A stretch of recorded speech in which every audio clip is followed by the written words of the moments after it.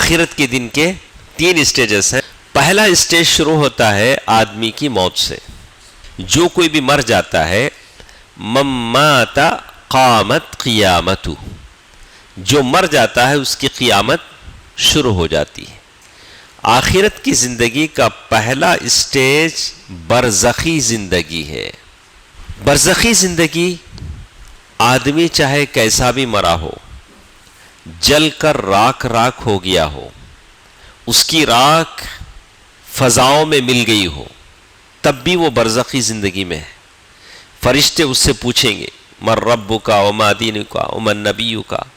آپ یہ نہیں کہیں گے کہ فرشتے اسی سے پوچھیں گے جو قبر میں ہے.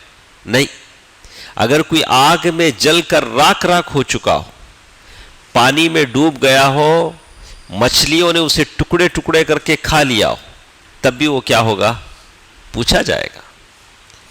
یا جنگل میں مر گیا ہو اور جنگل میں جنگلی درندوں نے اسے کھا لیا ہو، تب بھی اسے کیا ہوگا؟ پوچھا جائے گا. تو معلوم یہ ہوا کہ برزخی زندگی کس کو کہتے ہیں؟ آدمی جیسے بھی مرتا ہے، اس کی موت کیسے بھی ہوتی ہے، مرنے کے بعد سے وہ اپنی برزخی زندگی میں ہے. کب تک ہے؟ جب تک کہ وہ اٹھایا نہیں جائے گا، سور نہیں پھونکا جائے گا، تب تک آدمی برزخی زندگی میں ہے.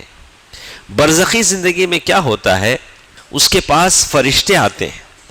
جیسے ہم لوگ حدیثوں میں پڑھتے ہیں کہ مرنے والے کے پاس فرشتے آتے ہیں، سوال کریں گے من ربک وما دینک ومن نبیک.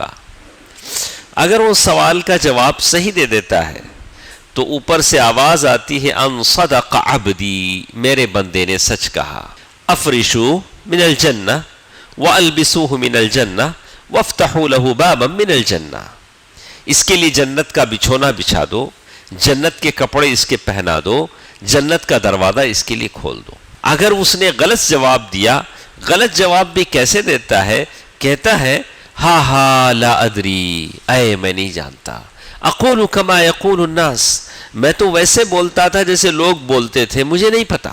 اب فرشتوں کے ہاتھوں میں بڑے بڑے کرز ہوں گے، بڑے بڑے ہتھوڑے، ایسے ماریں گے وہ زمین میں دھستا جائے گا. اللہ کے نبی صلی اللہ علیہ وسلم نے فرمایا کہ اگر مجھے اس بات کا ڈر نہ ہوتا کہ تم اپنے میتوں کو قبر میں دفنانا چھوڑ دو گے تو میں قبر کا عذاب تم کیوں بھی سنانے کے لیے کہتا. جیسے جانور سنتے ہیں ویسے تم بھی سنتے، لیکن چونکہ سن کر تم ڈر جاؤ گے. کوئی اپنے مرے ہوئے باپ کو، بھائی کو قبر میں نہیں دفنائے گا. بولا قبر میں اتنا عذاب ہوتا ہے، ہم کیسے اپنے بھائی یا باپ بچے کو دفنائے؟ تو اسی لیے اللہ نے کرم کیا کہ قبر کا عذاب صرف جانور سنتے ہیں، جن اور انس قبر کا عذاب نہیں سنتے.